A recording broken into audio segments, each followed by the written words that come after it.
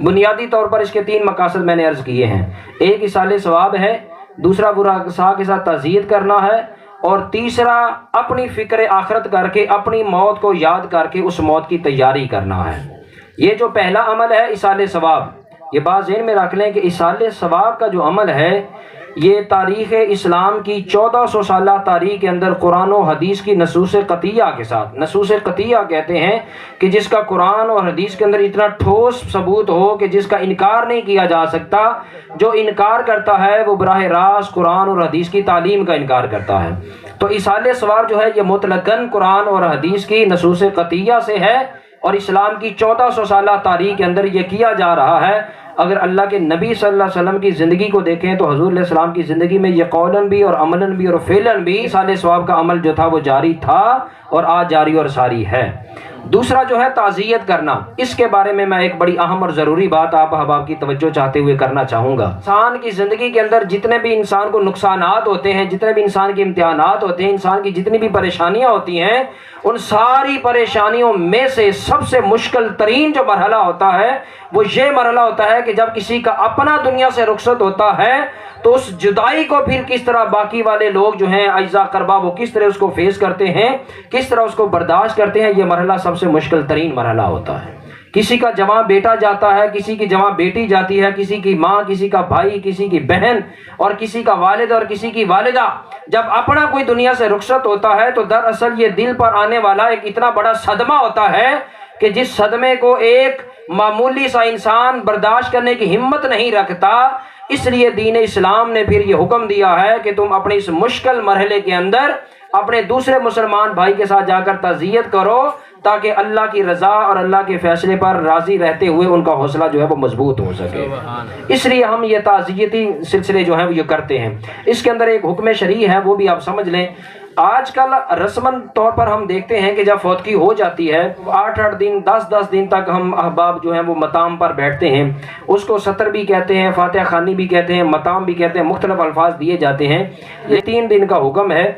سوائے اس عورت کے کہ جس عورت کا شوہر اگر دنیا سے رخصت ہو جائے تو اس کے لیے 4.25 ماہ کی عدت ہے، وگرنہ مطلقاً جو حکم ہے سو کا تعزیت کا وہ 3 دن تک کا ہے۔ تو ہمیں یہ چاہیے کہ ہم اس کو اپنے معاشرے کے اندر اس تعلیم کو عام کریں، پہلے خود عمل کریں، پھر آگے لوگوں کو بھی بتائیں۔ اہل سنت و جماعت کے اندر یہ المیہ ہے کہ ہم کئی دن تک جو بیٹھتے ہیں تو 3 دن سے جب تجاوز ہو جاتی ہے تو پھر وہ خلاف شریعت ہو جاتی ہے۔ دلیل کے طور پر سنن ابی داؤد کی حدیث مبارکہ ہے، امام ابی داؤد اس کو بیان کرتے ہیں۔ ابو علیہ السلام کے چچا کے بیٹے ہیں حضرت جعفر بن طیار، جو مولا کائنات حضرت علی کے بھائی ہیں۔ جب ان کی شہادت ہوتی ہے، وہ دنیا سے رخصت ہوتے ہیں، تو آل جعفر یعنی ورثاء آپ کے جب بیٹھتے ہیں مقام پر اسی طرح، اور صحابہ کرام آتے ہیں، تعزیت ان کے ساتھ کر کے جاتے ہیں۔ اللہ کے شہید زندہ ہوتا ہے تو اللہ کے محبوب نبی صلی اللہ علیہ وسلم نے ان کی شہادت کے بعد جب تیسرا دن مکمل ہوا تو اللہ کے محبوب نبی صلی اللہ علیہ وسلم نے انہیں اٹھ جانے کا حکم دیا، فرمایا کہ اب باقاعدگی کے ساتھ تم نہ بیٹھو، اس لیے کہ شریعت کے اندر جو سو کا حکم ہے وہ 3 دن تک کا ہے۔ تو لہٰذا میں امید رکھتا ہوں کہ اس بات کو ہم سب اپنانے کی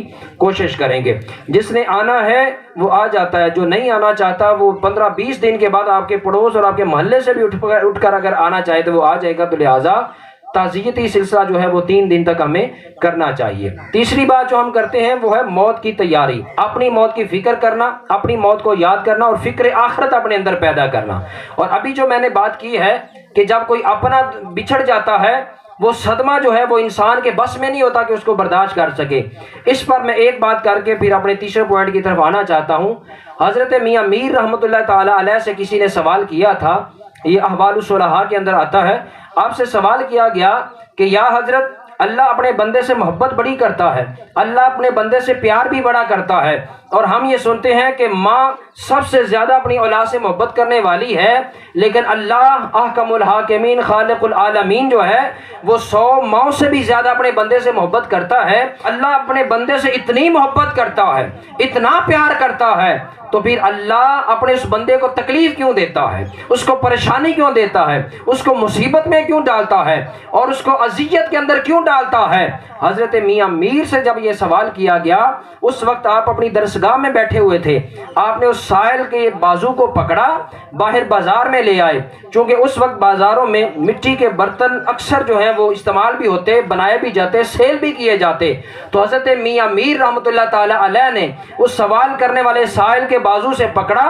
اور مٹی کے برتنوں والی ایک دکان پہ لے آئے۔ آ کر آپ نے وہاں جا کر پوچھا کہ ذرا یہ تو بتاؤ کہ جب تم اپنے استعمال کے لیے اس دکان سے گھڑا خریدتے ہو تو اس کو چیک کرنے کا طریقہ کیا ہے؟ اس سائل نے کہا کہ طریقہ یہ ہے کہ ہم اس کو بجاتے ہیں، کھٹکھٹاتے ہیں، جس کی آواز اچھی ہو ہمیں معلوم ہو جاتا ہے کہ یہ پکا ہے، یہ استعمال کرنے کے قابل ہے۔ تو حضرت میاں میر نے کہا کہ بس سادہ سی بات ہے، اگر تم اپنے گھر کے استعمال کے لیے ایک مٹی کا گھڑا خریدنا چاہتے ہو تو اس کو کھٹکھٹا کر اس کی آواز چیک کرتے ہو، اس کی آواز بتاتی ہے کہ میں تیرے استعمال کے قابل ہوں یا نہیں ہوں۔ تو بلا تشبیہ و بلا مثال اللہ جب اپنے کسی بندے کو اپنا قرب دینا چاہتا ہے، اپنی توجہ دینا چاہتا ہے، تو اللہ رب العزت اس بندے پر مصیبتیں ڈالتا ہے، پریشانیاں ڈالتا ہے، امتحانات میں ڈالتا ہے، زندگی کی کربناک حالات سے گزارتا ہے۔ تو فرمایا کہ جس طرح ایک گھڑے سے پختہ ہونے کی آواز آتی ہے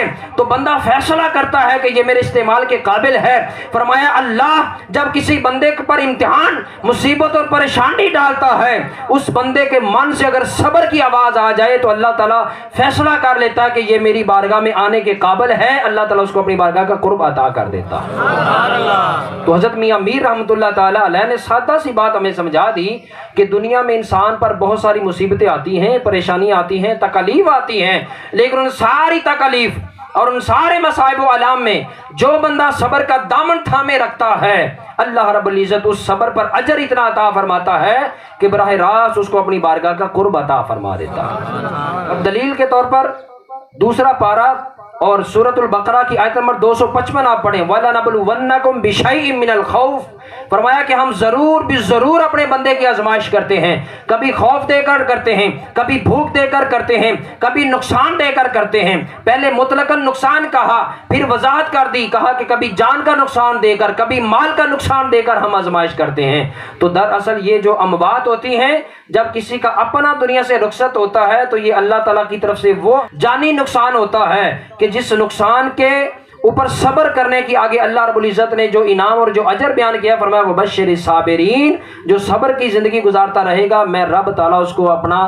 قرب بھی دوں گا اور کل قیامت کے دن اس کو اپنی بارگاہ کا مقام بھی عطا کروں گا۔